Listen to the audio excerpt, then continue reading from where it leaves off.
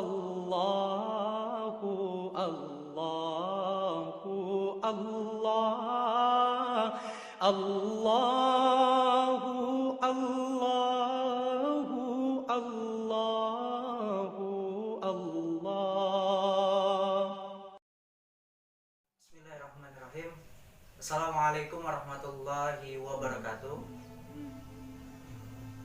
Innal hamdalillah nahmaduhu wa nasta'inuhu wa nastaghfiruh wa na'udzu billahi min syururi anfusina wa min sayyiati a'malina. May yahdihillahu fala mudilla lahu wa may yudlil fala hadiya lahu. Asyhadu an la ilaha illallah wa asyhadu anna Muhammadan 'abduhu wa rasuluh. Qala Allah ta'ala fil Qur'anil Karim. A'udzu billahi minasyaitonir rajim. Bismillahirrahmanirrahim. Ya ayyuhalladzina amanu kutiba alaikumus syiyam kama kutiba alal ladzina min qablikum la'allakum tattaqun. Pemirsa, pendengar sekalian, dalam kesempatan kali ini saya ucapkan selamat menunaikan ibadah puasa Ramadan tahun 1441 Hijriah. Baik, pendengar sekalian, seperti yang belum kita ketahui bersama, bahwasanya melaksanakan ibadah puasa ini bukan hanya sekedar adat istiadat, bukan hanya budaya, bukan pula sebagai ritual, dan bukan juga sebagai kebiasaan yang kita lakukan, tapi ini bagian dari syariat yang Allah perintahkan kepada kita sebagai umat muslim untuk melaksanakannya. Ya ayyuhalladzina amanu, wahai orang-orang yang beriman, kutiba alaikumus syiyam, berpuasalah atas kamu, kama kutiba alal ladzina min qablikum la'allakum tattaqun, sebagaimana puasa yang telah dilaksanakan oleh orang-orang terdahulu sebelum kamu, orang terdahulu umat Nabi Muhammad SAW, dan mereka itulah yang melaksanakan ibadah tersebut ialah orang-orang yang bertakwa. Mengenai ibadah, melaksanakan ibadah puasa tersebut, ini dikatakan sangat penting, karena bukan pada masa kita, bukan pada hanya masa kita untuk melaksanakan ibadah tersebut, namun Allah memerintahkan tersebut karena pada masa-masa sebelumnya, umat sebelumnya pun Allah telah memerintahkan, yaitu pada masa umat Nabi Muhammad SAW.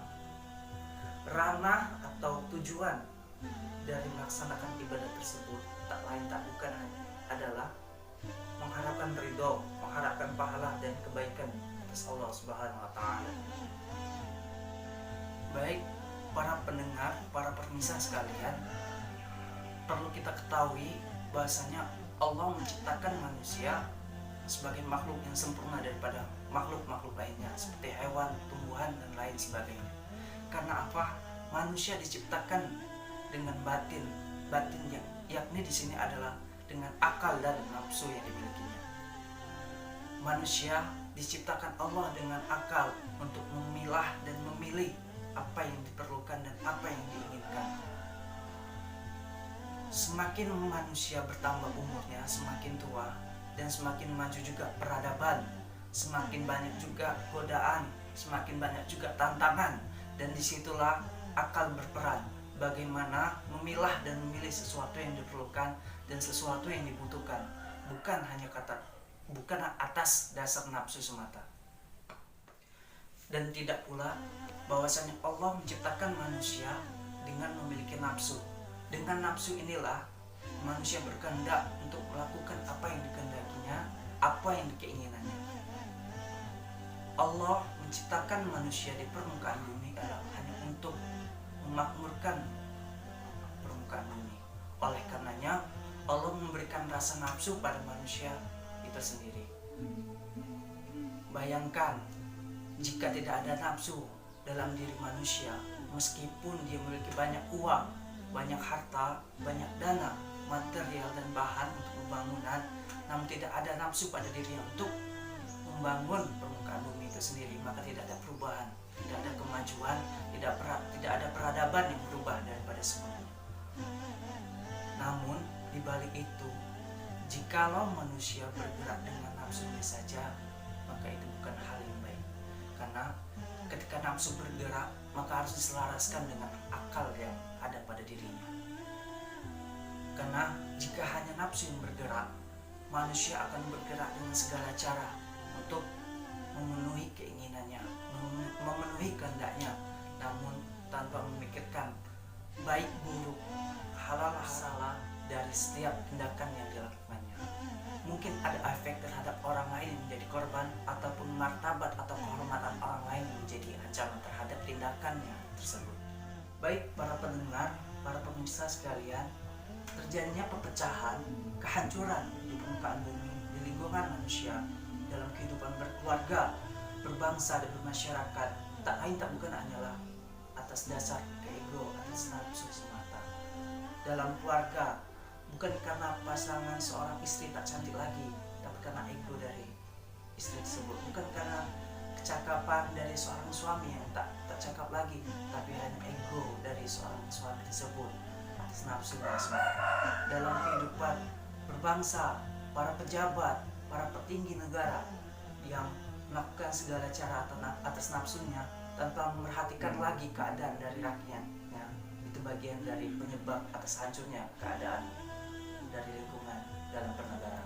Selanjutnya, baik, jadi kita sebagai umat Nabi Muhammad SAW, sebagai makhluk yang sempurna daripada makhluk-makhluk lainnya, dengan memiliki akal dan nafsu dan pikiran, maka gunakanlah sebaik-baiknya. Gunakanlah akal dan nafsu hanya sebatasnya saja atas keperluan dan kebutuhan.